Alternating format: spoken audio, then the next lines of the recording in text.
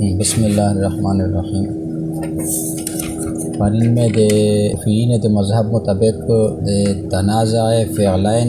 ولا سبق ویا او مذہب کفیین داغه دا چې دی فعل اول تا عمل ورکای، یعنی د فعلین نه بعد چې کوم اسم ظاهر ذکر وی هغه ذکر شو یو اسم ظاهر وی هغه فعل اول عمل وکړو. فعل اول تا فاعل په چارو او کا مفعول په چارو اسم ظاهر و د فعل اول د پورای. فعل ثانی ته وته باندې باس کاوه یا بیا فعل ثانی ته د عمل ور کولې د پورا بیا درې طریقې وی و ازمار و یو حذف تا و یو اظهار. خه تفصیل پرین تر شو دا دنن سبق شه دغه د پرینی بحث بندې دای بیا رڼا چي مزید وضاحت کوي. وذالک و دا ځکه پرین هغه اخرینای سبق نو اخرینی حصہ د تنازع فعلین شي چې فعل ثانی مفعول غوړي بیا په هغه شی اخري صورت دا غو چې دواړه فعلین د افعال قلوب زخوي. مثال یې رکړو حسبانی و حسبتهما منطلقین الزیدان منطلقا. اس په دغه بندلش کې دای تفسیر راکای. وذالک ودا لئن حسبانی و حسبتهما و دا ذکا چې حسبانی و حسبتهما دا دوا فعلین ذکر کړل، فعل اول و فعل ثانی. تنازع دی جګړه وکړه فی منطلقان و منطلقان شعیر هغه نقشه تا ګوریا نقشه خلاص کیه نقشه ده ته خړیا نه یو د فکر ان لله و انا الیه راجعون. ځان میدان تاسو او اصله کې څه کوي داله پر مزده شو یا په دې سره مخته فعلین په منطلقان شه تنازع وکړه. منطلقان چې د کله د فعلین نه بعد اسم ظاهر ذکر کېدل په هغه اخري د مفعول ثانی چې دا مفعول اول خو په دواړه ش ذکر ده، حسبانی شیا ذکر ده و حسبتهما شیا مفعول اول ذکر ده، مفعول ثانی شی جګړه کوله. و اغملت الاول و تو عمل ورک فعل اول تا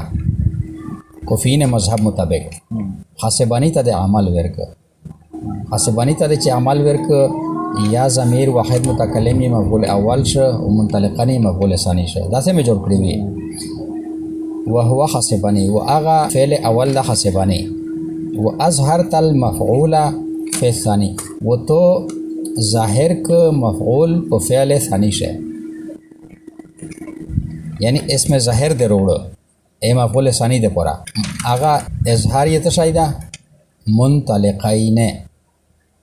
د فعل ثانی د پورا مفعول اول خو سره ذکر د ضمیر ده خو د دوامه شی اظهار وروړو، یعنی الزیدان د پورا چې کیم د منطلقان ولا صفات وکنا هغه تسنیه او سره ذکر کړه نو دا اظهار وکړه د الزیدان د پورا چې هغه دوا دی و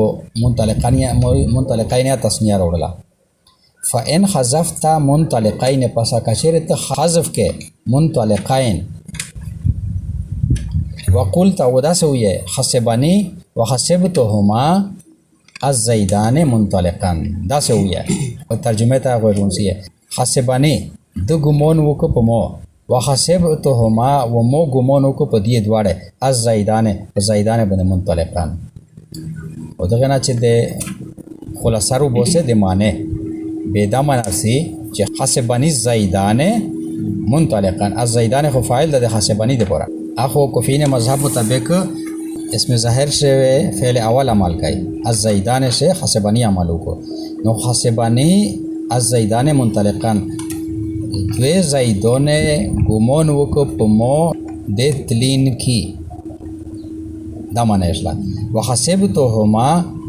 و مو گمون کو پدی دواړه اس منطلقین د ځنه حذف کړل چې حذف کړل کیما خروپی لازمي یلزم الاقتصار على احد المفعولين لازمي اقتصار ارلندل په یو مفعول فی افعال القلوب په افعال قلوب شو هو غیر جائز او دا غیر جائز دی ناجائز دی پښته شه داسې مثال ذکر کوم چې دیه ګومان وکړو په مو د تلین کې دا فعل اول و مو ګومان وکړو په دیه مفعول ثانی نه ذکر کوم اسو ته معنا واخلې نه نشه وخستای نه و ان ازمرتا و کچره ته ضمیر روړې د منطلقای نه ده پورا فلا یخلو پسند خلی خلا یخلو خالی ہونا من ان تزمر مفردان پسند خلی من دغه ځخه ان تزمر مفردان چې ته ضمیر روړې د مفرد ده پورا وتقول وتو ی حسبانی وحسبتهما ایاه الزیدان منطلقان چې د واحد ضمیر روړې ایاه خاص دلرا الزیدان منطلقان معنی په دغه صورت چې سوچ تو کیه حسبانی الزیدان منطلقان دوی زیدونه ګمونو کو په موبنه د تلین کې عزت وام فعل معنی ته وګوري چې ته ضمیر وتروړې منصوب منفصل ایاه حسبتهما ایاه منطلقان د پورې ضمیر وروړ د مفرد ولا حسبتهما مو ګمونو کو په دې دواړه ایاه خاص ده اس سویا کیما حرف لازم یږي وحینا اذن او په دغه وخت لا یکون المفعول الثانی نکیږي مفعول ثانی مطابقا للمفعول الاول مطابق د مفعول اول سره مفعول اول دا حسبتهما شه هما ضمیر تثنیه و ایاه شه ضمیر د واحد ٹھیک شلا دا داسې مثال شل کمیش ته وایي چې مو ګمون وکړو چې دی دواړه لوړ واحد ولا یا خو دا څه کنه چې مو ګمون وکړو چې دی دواړه منطلقین دي تلین کې دي وته ضمیر د واحد تروره نو چې سرانګه مفعول اول واحد وي مفعول ثانی واغه شی واحد وي نو په دغه صورت سره وی چې مفعول ثانی مطابق نشو د ایاه للمفعول الاول مفعول اول د پورا چې هغه دا هما وهو هما واغه مفعول اول دا هما فی قولک ته په دغه قول شه حسبتهما فعل ثانی څه ذکر کړه دا ولا يجوز ذالک ودان دراو شا اس یہ روکڑی وی چې فلا یخلو نه خالی کېږي د دوه خروپی ځخه یو خروپی د غشلا ان توز مره دغه لوند اکولی کیه په پنسل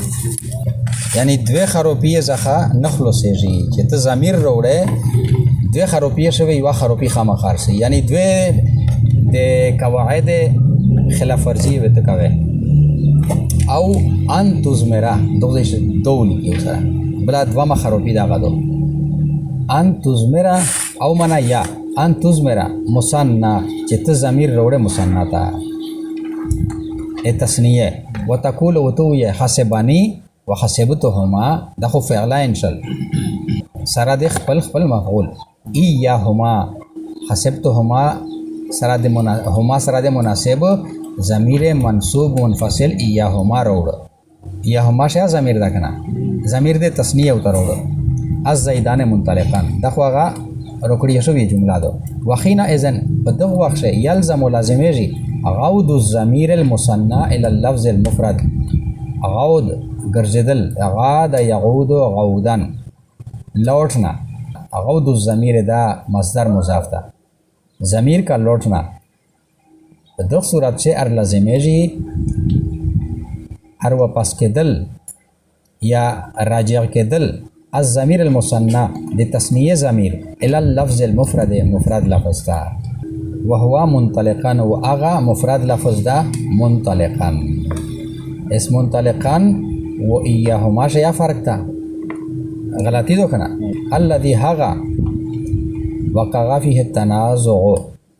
چې واقع شوی دو په هغه شی جګړه وهذا ايضا لا يجوز و دغه اهم دغه رنګ لا يجوز نو جایزه واذا لم يجز الحذف وهر کلا چې نش جایز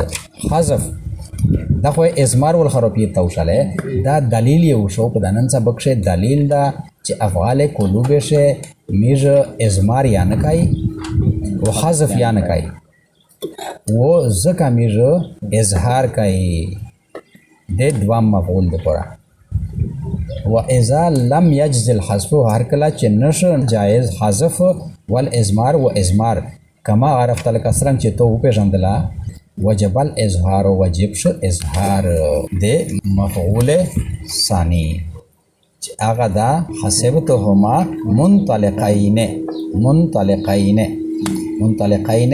دا د فعل ثانی دپاره مفعول ثانی ده بس سنه څه خو په پیدلی وسط تنازع فعل عین بنده چې مشکله خو د مانو